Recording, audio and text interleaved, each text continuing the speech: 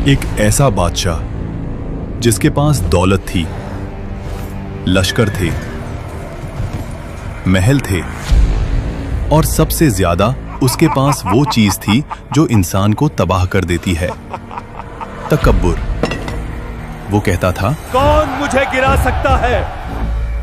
मैं ही इस जमीन का खुदा हूं। लेकिन एक रात एक ऐसी चीज ने बाबुल को हिला दिया जिसका तसव्वुर भी किसी के जहन में नहीं था।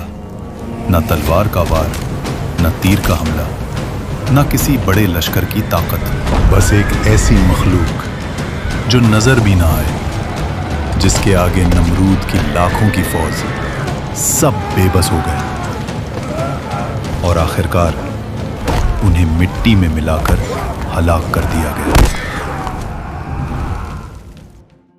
पुराने इराक यानी बाबुल की जमीन के पास एक ऐसी सल्तनत जहां सिर्फ एक ही आवाज का हुक्म चलता था, नमरूद। कुरान करीम में इस बादशाह का कोई जाती नाम नहीं मिलता, लेकिन तफसीर इब्न कसीर और कुछ रिवायतों के मुताबिक ये बादशाह नमरूद था, जो उस जमाने का बेहद ताकतवर और मुतकब्बिर हुक्मरान था।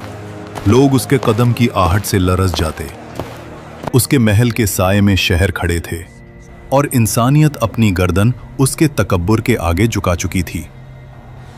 नमरूद कहता, रिज्क मैं देता हूं, जिंदगी मैं देता हूं, मौत मेरे हुक्म से होती है। वो न सिर्फ बादशाह था, अपने आप को रब कहता था।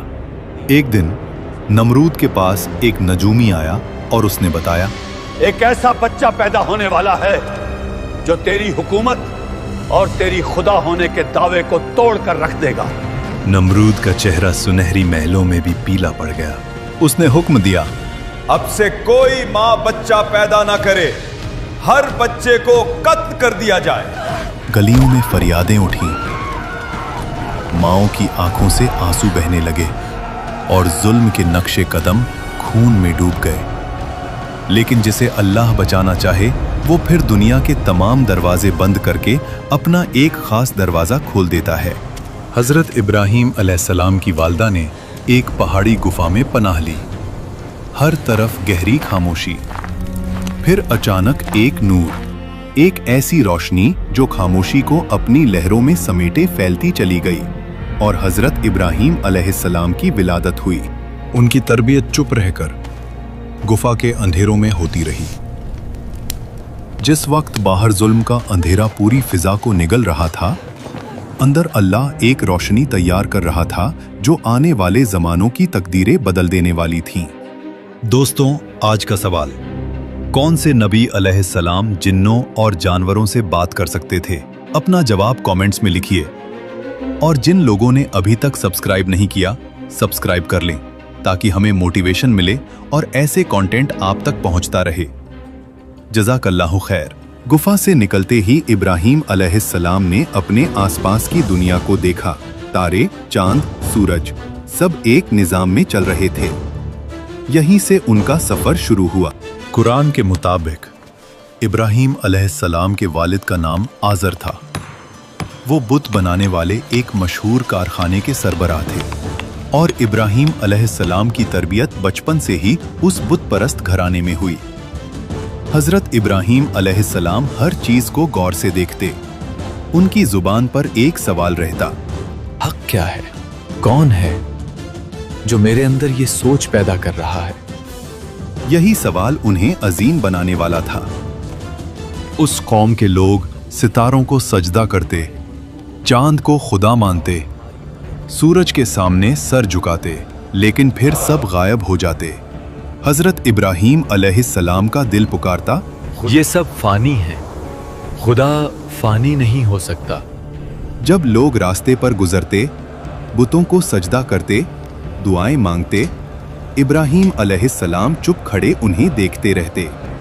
एक रोज उन्होंने अपनी कौम से पूछा, क्या ये पत्थर तुम्हें सुन सकते हैं? कौम हंस पड़ी। इब्राहीम, ये तो हमारे बाप दादा के माने हुए माबूद हैं। उन्होंने फिर कहा, ये ना तुम्हारा नुकसान रोक सकते हैं, ना तुम्हें कोई फायदा दे सकते हैं, और फिर भी तुम उनकी इबादत करते हो। कौम ने गुस्सा किया ए इब्राहिम, तुम्हारी जबान बहुत चलती है, मगर ये हमारी आबाओ अजदाद की रिवायत है। लेकिन इब्राहिम अलैहिस्सलाम ने छोड़ना नहीं था। उनका मकसद था तौहीद। देर रात तक दिन भर इब्राहिम अलैहिस्सलाम हर दरवाजे तक जाकर लोगों को समझाते रहे।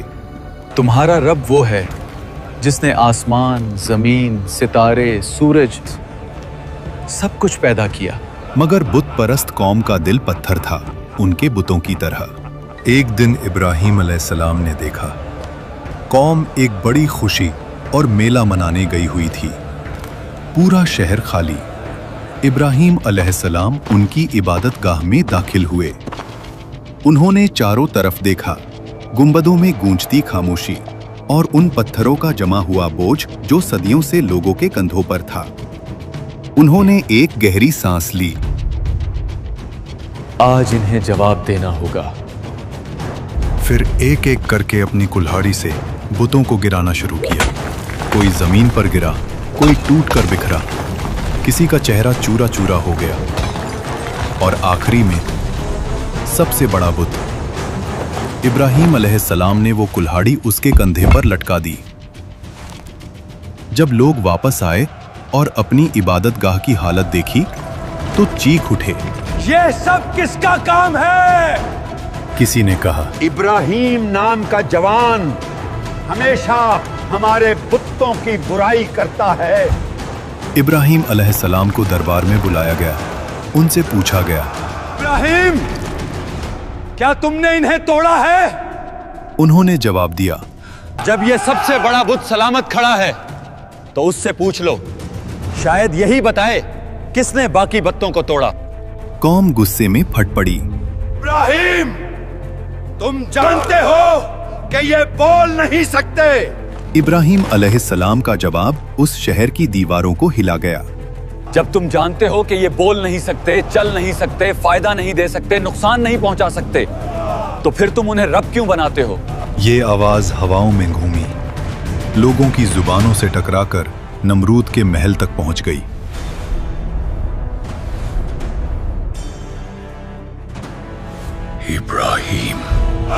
इब्राहिम अलैहिस्सलाम को नमरूद के दरबार में लाया गया। आज यहां कोई आम मुलाकात नहीं थी। एक तरफ ताज, तख्त, लश्कर, जंग, दूसरी तरफ एक अकेला नबी, मगर दिल, अकीदत और यकीन के साथ। नमरूद ने गुस्से में पूछा, तू मेरे खुदा होने का इनकार करता है? इब्राहिम अलैहिस्सलाम ने नरमी से कहा, मेरा रब वो है जो जिंदगी देता है और मौत देता है। नमरूद हंस पड़ा। ये काम तो मैं भी करता हूं। फिर उसने 2 कैदियों को बुलाया और एक कैदी को माफ कर दिया, दूसरे को मरने का हुक्म दे दिया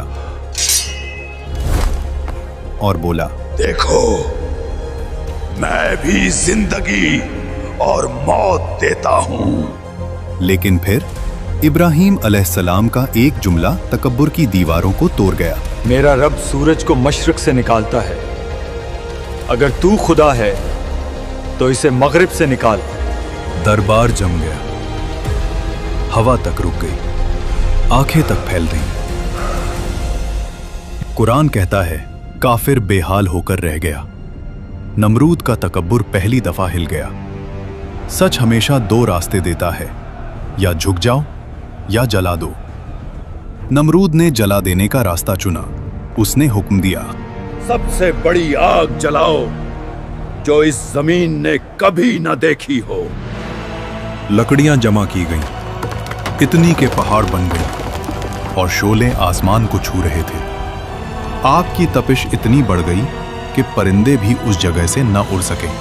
फिर एक मुंजानीक तैयार की गई जो पत्थर और आग के गोले दूर तक फेंकती थी। हजरत इब्राहिम अलैहिस्सलाम के हाथ बंधे गए। जालिम कौम हंस रही थी। नमरूद अपने तकब्बुर में ये सब देख रहा था और फिर इब्राहिम अलैहिस्सलाम को आग में डाल दिया गया। जमीन ने सांस रोक ली, आसमान साकूत में डूब गया और फिर अर्श इलाही से हुक्म उतरा, ए आग, इब्राहिम पर ठंडी हो जा और सलामती बन जा। आग की फितरत बदल गई। जलाने के लिए पैदा हुई थी, लेकिन रब ने उसे इत्मीनान का बिस्तर बना दिया। आग के बीच सब्ज घास उगाई। इब्राहीम अलैहिस्सलाम मुस्कुराते हुए खड़े हुए, कपड़े बेऐब, जिस्म सलामत। रूहानी नूर उनके चेहरे पर चमक रहा था। जालिम कौम की आंखें फट गई, तकब्बुर की दीवार टूट पड़ी।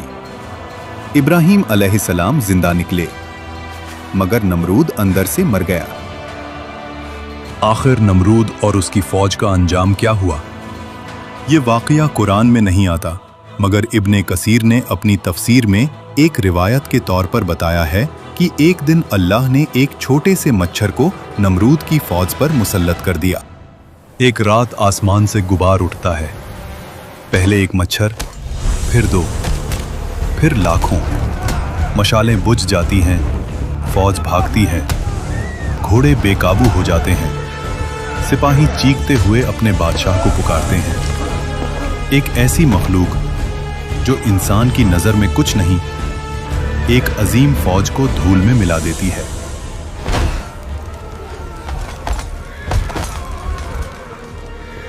नमरूद भागता है, अपना चेहरा छुपाता है, लेकिन एक मच्छर उसकी नाक में घुस जाता है। दिमाग में दर्द फैल गया। तकब्बुर का पहाड़ एक कतरे की तकलीफ से गिर गया। वो सर पे मुक्के परवाता, दीवारों से सर पीटता। जिस जुबान से कहता था मैं खुदा हूं, आज वो जुबान चीखों में डूब गई। एक वक्त आया जब मच्छर ने उसके दिमाग को खा लिया। उसकी सांस थम गई। उसका अंजाम इबरतनाक हुआ। ये वाकया गुजरा नहीं, ये रोज हो रहा है। आज भी लोग अपनी दौलत, पावर, इक्तिदार पे फख्र करते हैं और दिल में एक आवाज कहती है, मैं ही कानून हूं। लेकिन जो रब नमरूद को मच्छर से गिरा सकता था, वो हमारे तकब्बुर को किस चीज से तोड़ दे, किसी को पता नहीं। अपने दिल से पूछो, क्या मेरे अंदर भी छोटा सा नमरूद छुपा है? अगर है तो तौहीद की रोशनी जगा दो और कमेंट्स में अपनी राय का इजहार जरूर करना।